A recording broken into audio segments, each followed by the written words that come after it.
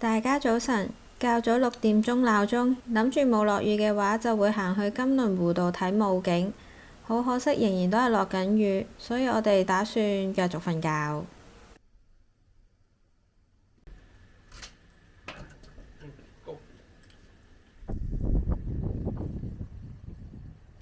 雨就唔算好大嘅，但係超大風咯。而家去食早餐先。其他客人竟然仲未到，可能落雨大家都唔想喐啦。如果唔食植物嘅人住日式旅館，其實都幾大鑊噶喎。我本身就唔太好植物嘅，但係唔太酸我都食到。呢個麵豉湯勁足料，好好飲。呢個蛋都好滑，係我中意嘅調味。日式早餐竟然有乳酪，太好啦！我喺香港每朝都會食乳酪㗎。食完早餐啲雨仲大咗，我哋唯有返房 hea 啦。本身今朝係 plan 咗去九重夢大吊橋嘅，但而家天氣咁差都唔使去啦。之前仲做咗好多資料搜集，研究點樣搭車去，而家唯有將啲資料擺上個 blog 度，留返俾你哋有興趣嘅人去啦。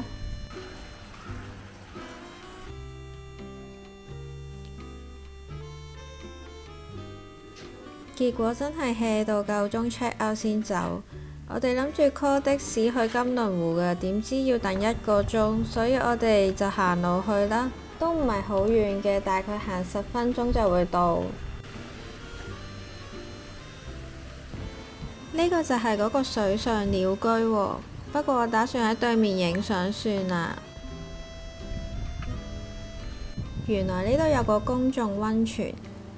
咁大雨，我哋都係唔去影相啦，去咗 cafe 先。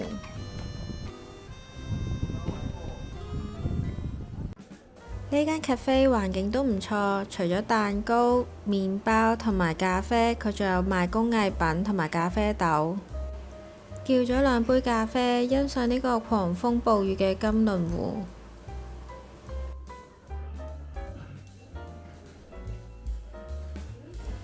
呢度係 cafe 嘅2樓，有賣一啲畫作同埋工藝品。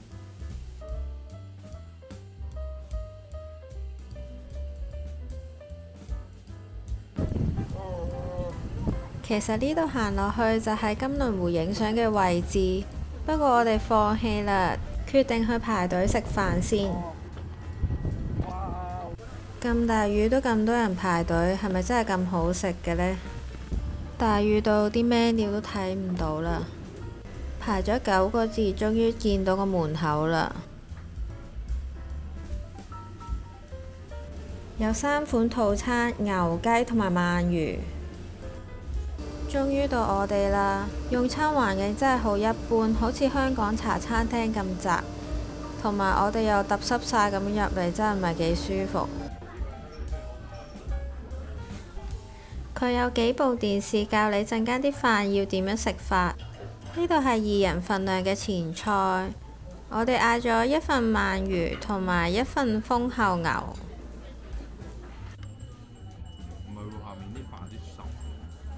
第一個食法係將所有材料撈勻。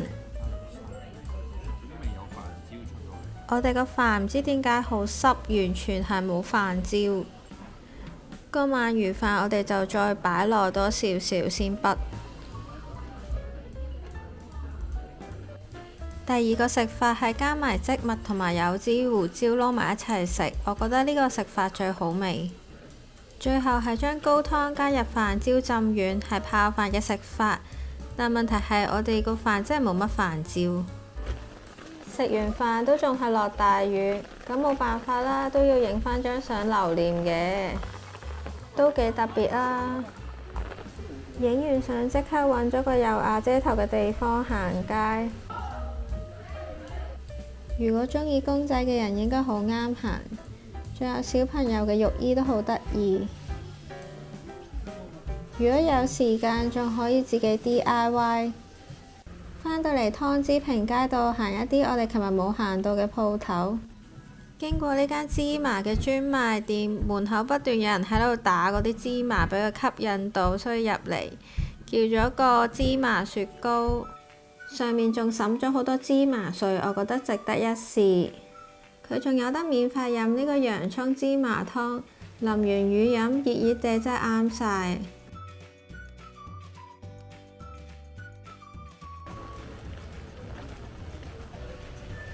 嚟到醬油屋本店，琴日見到一個醬油布丁，不過賣晒，今日嚟睇下有冇。好彩仲有，買一個嚟試下先。好神奇，我係食到焦糖味㗎，唔知係咪視覺嘅錯覺呢？如果大家嚟油布苑食完，要話返俾我知，到底係醬油味定焦糖味？呢間鋪頭嘅豉油係可以試味嘅，有斬鑊醬油。柳子，有啲胡椒，跟住仲有呢個係蜂蜜醬油味嘅類似蛋散，我哋琴日試嗰個，係啊，呢個好食，我試咗3個最好食呢個。買完之後，我哋好快就行返去油布苑站，準備搭巴士去別府。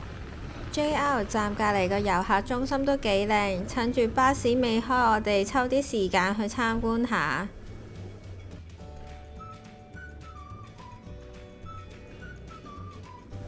行上去2樓係一個小型嘅圖書館，等車時間嚟呢度睇下書都好似唔錯，可以 plan 定下一次去邊度旅行。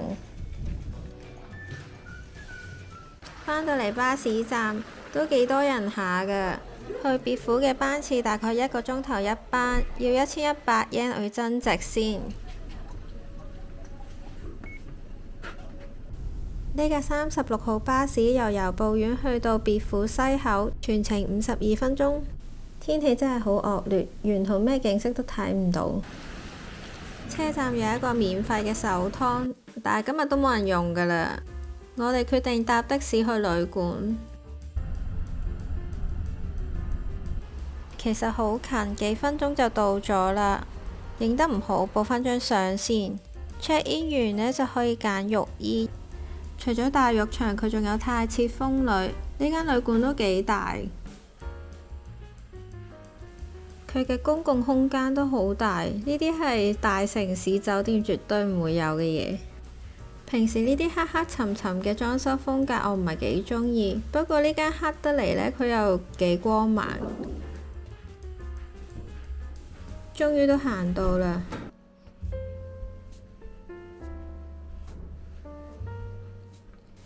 呢個景真係唔錯喎，如果天氣好應該會好靚。有玻璃杯。lobby 呢都有酒賣，同埋可以裝冰嘅。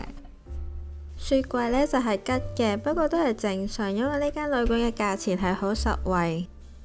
如果聽朝可以坐喺度睇日出就好啦，希望好天啦。個廳都好大喎，不過晚餐呢就唔喺房入邊食，係落去樓下餐廳食嘅。今次係洋式嘅床。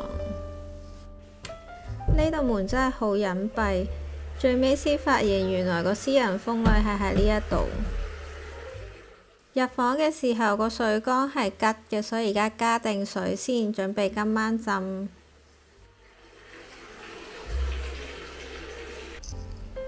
呢間房仲有水機，真係好方便。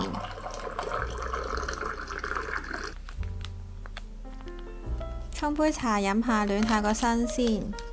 如果去旅行嘅時候病真係好慘嘅。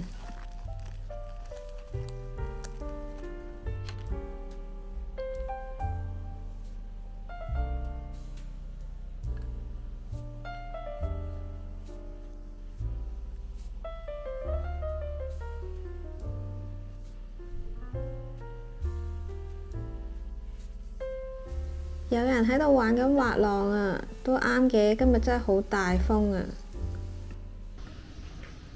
揼咗成日雨，我對鞋濕到踩得出水啊，所以呢，打算出去睇下有冇拖鞋賣。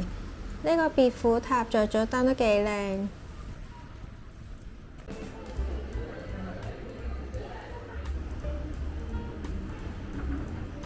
上到4樓有100 yen 碟 Zelia 啊！頭先望咗 ABC Mart 冇拖鞋賣，唯有買住呢啲先啦。跟住落咗 B1 行超市。6點幾鐘已經咩都冇啦，啲生果幾吸引，不過呢間旅館我哋淨係住1晚咋，所以我哋唔買啦。主要都係買飲品，想試下呢個日向下嘅沙華。買完就返旅館準備食晚餐。嚟到旅館嘅2樓，好似幾豐富咁喎，有炸物，有牛肉。有刺身，仲有一杯清酒。佢成鍋飯飲上，夠晒保暖。嚟咗好多嘢啊，有炸雞，有麵豉湯，唔知點解有個西式嘅酥皮忌廉湯，仲有蕎麥麵同埋蒸蛋。真係太多啦！呢個份量，佢係有2塊牛肉嘅，都幾大片下嘅。不過唔知點解呢，好黐底，所以呢煎起嚟都有啲狼狽。呢個茶碗蒸好滑啊，好味過今朝嗰個。